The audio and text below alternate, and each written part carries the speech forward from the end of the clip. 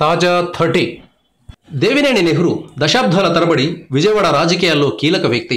రెండుగా చీలిన బెజవాడలో ఒక వర్గానికి ఆయన నేతృత్వం వహించారు. నెహ్రూ పేరు చెబితే అధికారులు కూడా హడలిపోయేవారు. ఇటీవల ఆయన అనారోగ్యంతో కన్నుమూశారు. ఇప్పుడు ఆయన వారసుడిగా కుమారుడు అవినాష్ వచ్చాడు. నాన్న చూపిన దారిలో నడుస్తా ఆయన ఆశయ సాధనకు కృషి చేస్తానని చెప్తున్నాడు. నెహ్రూ మరణం తర్వాత విజయవాడలో ఆయన అభిమానులతో అవినాష్ ఒక మీటింగ్ పెట్టారు.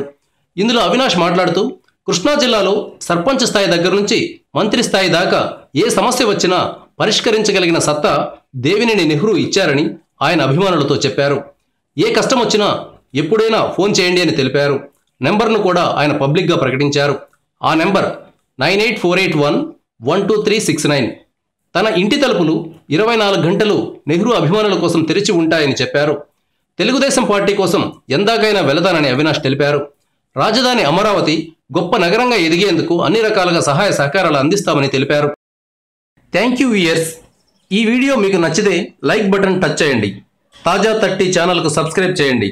మీ మిత్రులకు షేర్ చేయండి.